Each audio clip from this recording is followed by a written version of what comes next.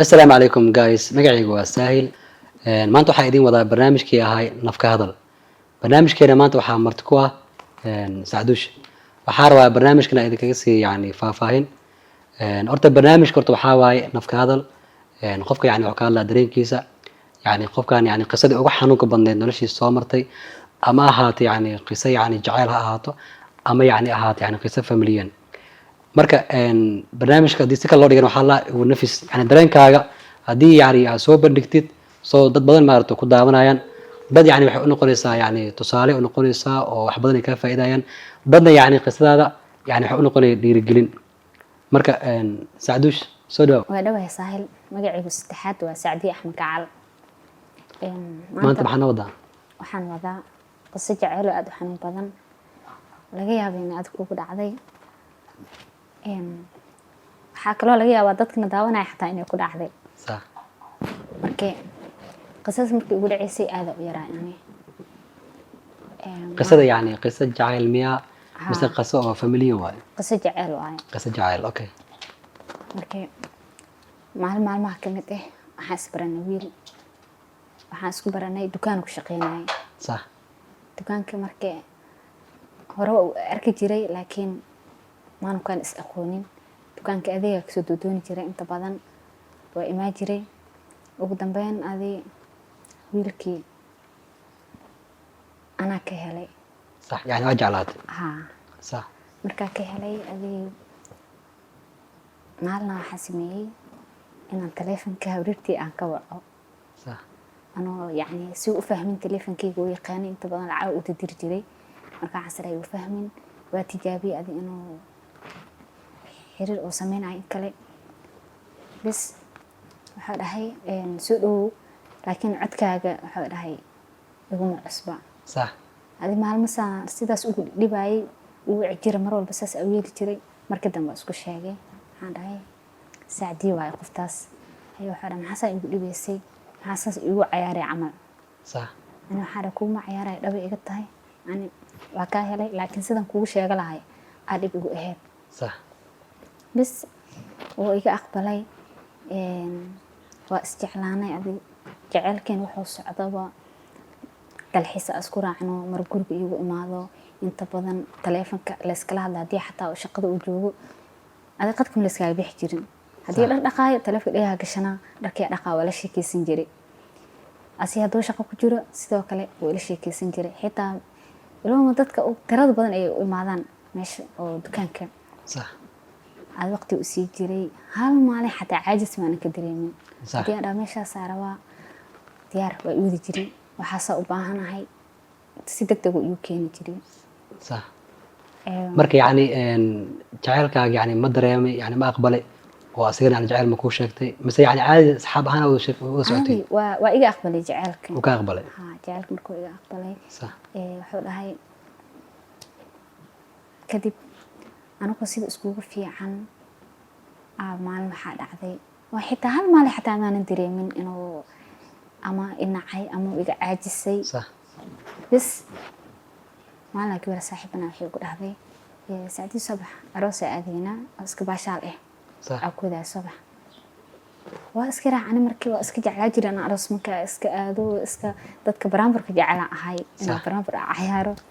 sax bas aroos markaa tagnay baashaalkii socday mar baraambar dheelo mar heesa la iska cayaaro ahayd sax ugu dambeyn waxaa dhacday in dhaw arooskii aroosadii imaanayaan sax waxaa dhahay markii hal fadhiista camal markii dadka la fadhiisiyaan waxaan kamid ahay dadka gadaal kuraasta fadhiisteen gadaal dhinaca gadaal sax bas dadka markii imaadeen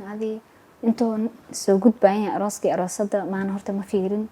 bas markii la dhahay sawiraan la idinka qaada istuutoosiya camal sax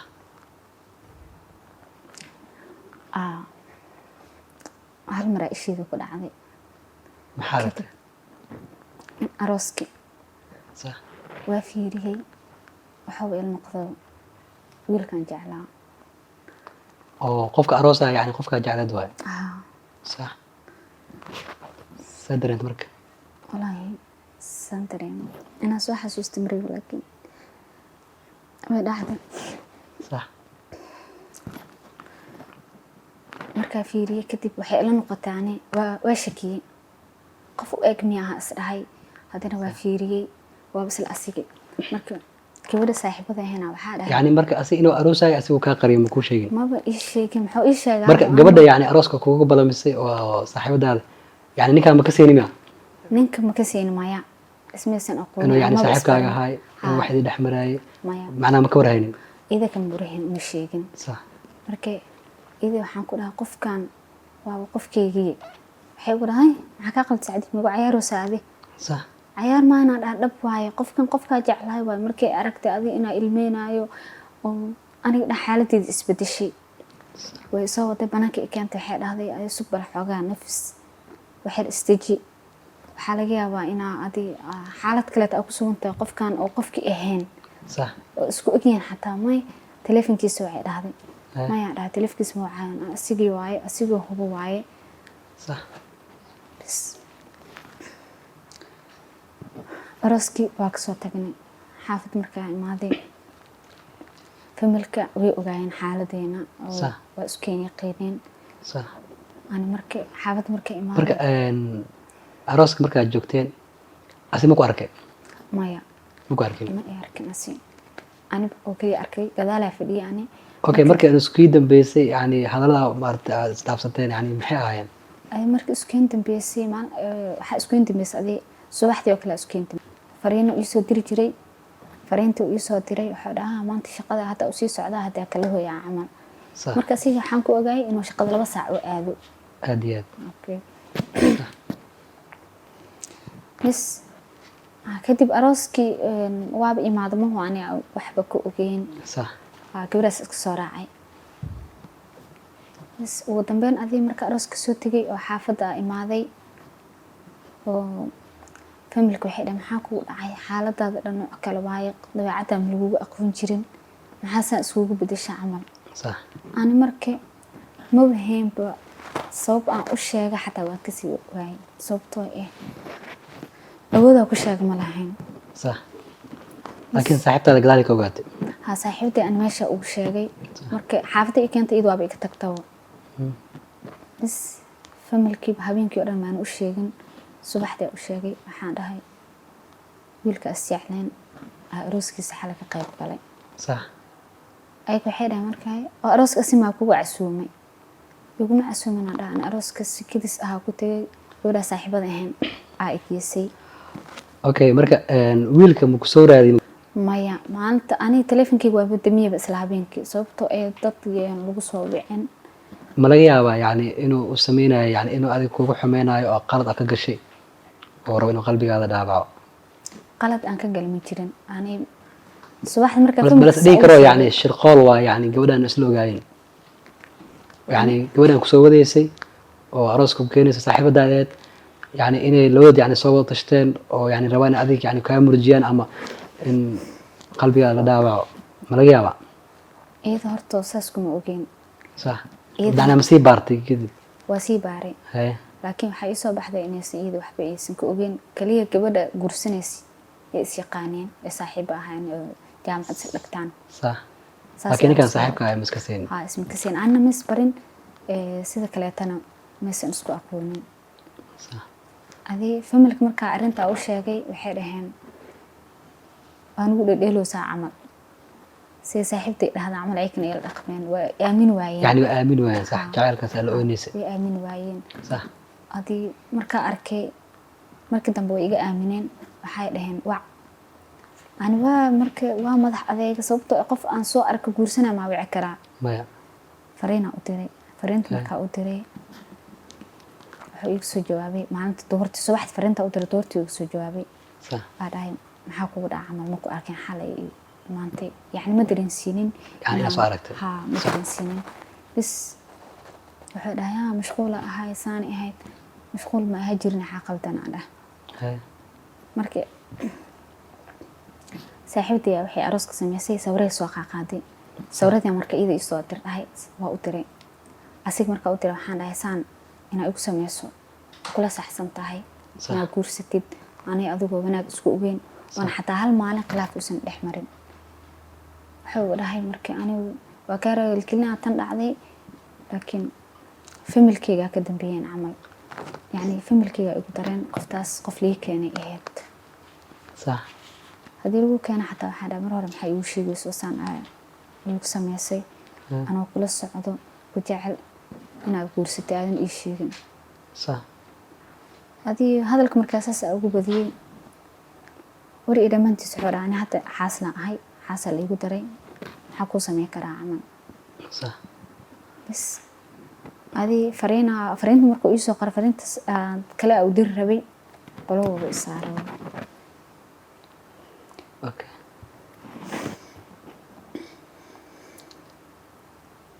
kadib adiga go-aan qaadatay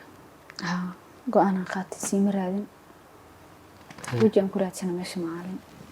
okay hadda qofkaas maxaa dhihi kartaa walaahi qofkaas yani qof ku qayaanay qayaano weliba aad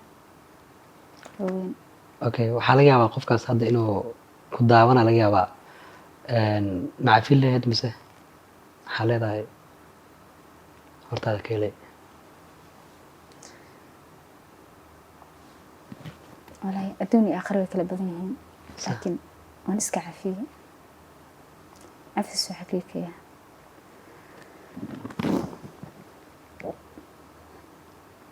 okay hadda bulshadeynta maxaa leedahay dadka jaceylka hadda ku jiro hadda jaceylada sameeyo jaceyl waxaan leeyahay gabdhaha horta ugu badan inay aaminaan ragga waxaan leeyahay nin ha isku aaminina haddii aad laakiin nimanka oo dhan ma xumaan karaane waa isku wada mid kala saar anin badda hal malaayo qurmiyaa dhah laakiin ragoo dhan halkaas nina ii uriyey inkastoo isan isku wada mid ahayn ayaan la aaminaa taaganaane okay waa dhegeystanay yani qisadii kusoo martay adiga hadda maxaa casharo kaaga soo baxay qisada yani maxaa ka baratay qisadaas maxaa yani bulshadeynta ku daawanaysan yani aad leedahay yani waxaas ka digtoonaada waxaana sameey maxaa yani tala ahaan siinaysaa ayagana maxaa tala ahaan ugu baahan tahay ayaga horta tala aan weydiisanaya hadda ma jirto sababtoo ay go-aanaa qaataani sax inaa asigana meeshaas ku cafiyey anigana aananba jecel dambe aanan aaminin qof aan waa ku jecelahay xataa uu iiraa aanan aaminaynin dadweynahana waxaa leeyahay kalsoonida faraha badan way ku dishaa yani weligaa yani qof xadaaf ah kalsoonaan kalsoonida iyo jaceylka tirada badanba ha la iska ilaaliyo horta qisadii Sacduush waa dhegeysanay laga yaabo in adiga kugu dhacday laga yaabo in kugu dhici doonto hadalkeeda ugu dambeeyay wuxuu ahay kalsoonida faraha badan ha la iska ilaaliyo qof yani ku kalsoonaa laakiin ilaa xad yani naftaada wada siinin qof walba yani qisa yani ka dhex guuxiso qof walba yani dareen gooni uu leeyahay uu dareemayo insha Allah barnaamijkan waxa waa intaas kusoo gabagabeynaa kulan dambe oo xiiso leh adigana haday qiso kugu dhacday oo aad rabtid yani inaad nafistid barnaamijkan waxaa la nafka hadal qisada way ila soo wadaagi kartaa instagramkii oo siyaalo ay kala soo xiriiri kartaa ama santiin